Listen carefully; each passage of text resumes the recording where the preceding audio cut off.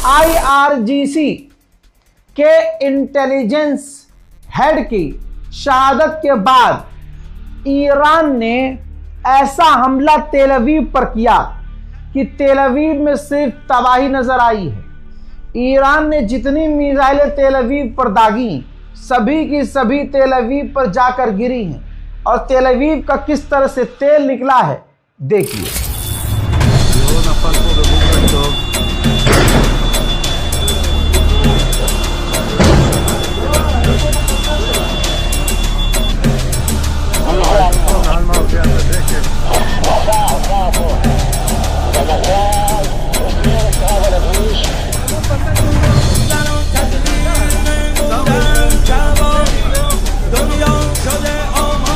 הנה פה נפל לידינו, ממש פה תראו את הבית, סיפור רציני,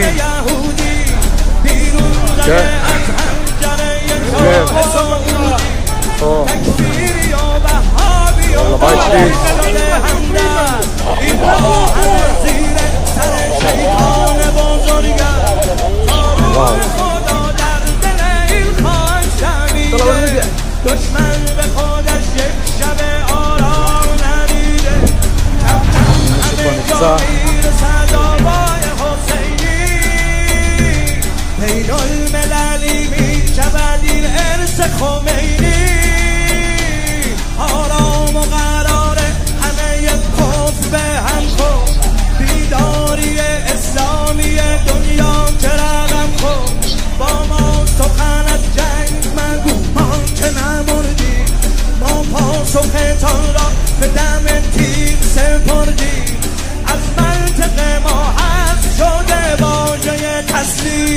در شام و عراق و یمن آماده جنگی، در شام عراق و یمن آماده جنگی، بر ابر حاصل بابیل ببارد، هر قلب تل آویو که سجیل ببارد، فردا که دم حیدری از کعبه برآید، فردا که دم حیدری از کعبه برآید।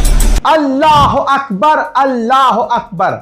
12 घंटे पहले देर रात को इसी तेल अवीव पर ईरान का जो हमला हुआ था, उस हमले में 4 यहूदी भी मारे गए हैं। श्रीलंका ने 23% कुकिंग ऑयल के दाम बढ़ा दिए हैं और अभी पूरी दुनिया में तेल के दाम भी बढ़ने वाले हैं। वहां ईरान ने एक और प्रदर्शनकारी को फांसी पर लटका दिया है। देश से गद्दारी कर रहा था, प्रदर्शन अमेरिका इजराइल के कहने पर कर रहा था, उनसे पैसा ले कर रहा था और प्रदर्शन के जरिए पूरे मुल्क का माहौल खराब कर रहा था। दोस्तों, जिन्हें घमंड था कि हमारे यहाँ तो पेट्रोल डीजल पानी के भाव है, उस सऊदी अरब ने भी आखिरकार अब जाकर डीजल पेट्रोल के दाम बढ़ा दिए। उधर यूएई में ऑयल फैसिलिटी पर आग नजर आ रही है, सैटेलाइट इमेज से खुलासा हुआ है। यही यूएई रोज कहता है कि हमने ईरान की मिसाइलें रोकी, ईरान के ड्रोन रोक लिए, लेकिन तस्वीर सैटेलाइट की देखिए, तबाही उसके इंफ्रास्ट्रक्चर पर नजर आ रही है। ईरान के मेंबर ऑफ पार्लियामेंट ने बहुत बड़ी बात कही। उन्होंने कहा कि हम एक ऐसे दुश्मन से लड़ रहे हैं जो खतरनाक है, जो कोई लॉ नहीं मानता, जो कोई भी इंटरनेशनल लॉ नहीं मानता, तो हमें भी उनसे उन्हीं के अंदाज में लड़ना होगा। बहुत बड़ा अपडेट आपको दूं, पाकिस्तान, इजिप्ट, तुर्की फिर से सीज फायर की बात कर रहे हैं दोनों से, और प्रपोजल दिया है नया पाकिस्तान ने। 100 की सीधी यह है कि 45 दिन के लिए पहले सीज फायर की बात की जा रही है। कहा यह जा रहा है कि ईरान भी समझ रहा है, इस बात को सुन रहा है, और अमेरिका तो ये मान ही रहा है। अमेरिका तो चाहता है कि सारी दुनिया की जंग हमने रुकवाई थी, हमारी कोई नहीं रुकवा पा रहा है, समझ रहे हो। तो रिपोर्ट ये कह रही है कि पाकिस्तान और तमाम देश जो हैं, जो मीडिएटर हैं, उन्होंने ईरान से कहा कि 45 दिन के लिए जंग रोक लीजिए, उसके बाद सीज फायर और स्ट्रेट ऑफ हॉर्मूज तुरंत खोल दीजिए। सीज फायर होते ही स्ट्रेट ऑफ हॉर्मूज आप खोल दीजिए। पाकिस्तान ने इस मीटिंग का नाम इस्लामाबाद अकॉर्ड्स रखा है। कहा है कि ये सीज फायर होने के बाद 45 दिन तक बात चलती रहेगी और इस्लामाबाद में मुलाकात और मीटिंग्स होती रहेंगी। इस डील के अंदर ये भी पॉइंट रखा गया है कि बातचीत जब शुरू होगी तो ईरान आखिर में अपने न्यूक्लियर प्रोग्राम्स को बंद करेगा। ईरान ये गारंटी देगा कि वो दूसरों के लिए खतरा नहीं है। साथ ही ईरान के जो सीज किए हुए पैसे हैं वो ईरान को लौटाए जाएंगे। ईरान पर से तमाम पाबंदियां हटाई जाएंगी।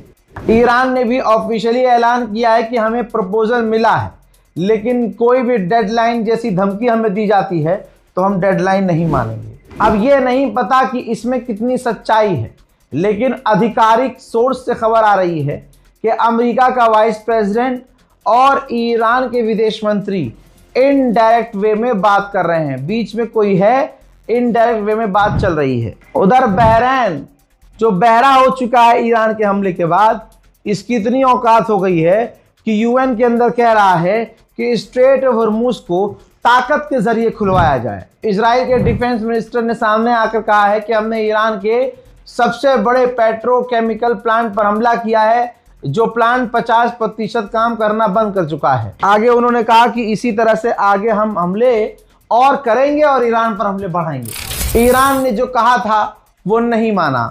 शिराज में पेट्रोकेमिकल फैसिलिटी जो ईरान की है और ऑयल फैसिलिटी, उस पर आखिरकार इजराइल ने हमला कर दिया है। ठीक इसी तरह से ईरान के साउथ फारस फैसिलिटी जो है वहां पर भी ईरान के हमला इजराइल ने कर दिया है। ईरान ने जो जो कहा था ये ना करना ये ना करना, इजराइल ने वो तमाम चीज़ें की हैं। ठीक इसी तरह से ईरान के मेहराबाद इंटरनेशनल एयरपोर्ट को उड़ा दिया गया है। याद है, ईरान ने यही सब चीज़ें करने से मना किया था, लेकिन इजराइल ने वही सब किया है। मैं पिछले 10 दिन से दिखा रहा हूँ, देख लीजिए। बरतानिया के एयरबेस से B-1 और B-52 परमाणु बॉम्बर ईरान के लिए उड़ान भरकर ईरान की तरफ रवाना हो रहे हैं, ईरान पर बमबारी करने के लिए। ईरान को सीरियस होकर सोचना होगा कि ब्रिटेन का क्या करना है। असलियत शैतान की सामने आ गई है। यूएन के लिए जो इजराइल का एनवॉय है, उसने मीडिया पर आके कहा है कि हमें अधिकार है, इजराइल को अधिकार है कि हम ईरान के सिविलियंस को निशाना बना सकते हैं। अल्लाह अकबर। ठीक मुझे गाजा और फिलिस्तीन याद आ गया, जैसे इन्होंने वहाँ कहा था कि लोगों के बीच हमास छुपा हुआ है, इसलिए हम हमला करेंगे चाहे आम लोग क्यों न मरे।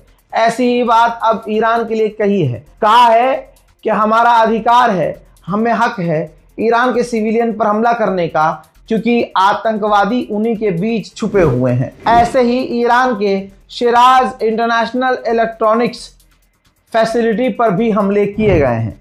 ईरान ने कंफर्म किया है कि समुद्र में ईरान ने यानी हमने अमेरिका के युद्धपोत को निशाना बनाया है। ईरान ने बहुत बड़ा खुलासा किया है, कहा है कि ये जो अमेरिका ने सबसे बड़ा ऑपरेशन किया था हमारे यहाँ ज़मीन पर उतरकर अपने व्यक्ति को आज़ाद कराने का, ये हमारे यूरेनियम के खिलाफ ऑपरेशन हो सकता है, हमें शक है, क्योंकि जहां क्रू था वहां उन्होंने लैंडिंग नहीं की है, लैंडिंग बहुत दूर की है, बहुत अलग जगह।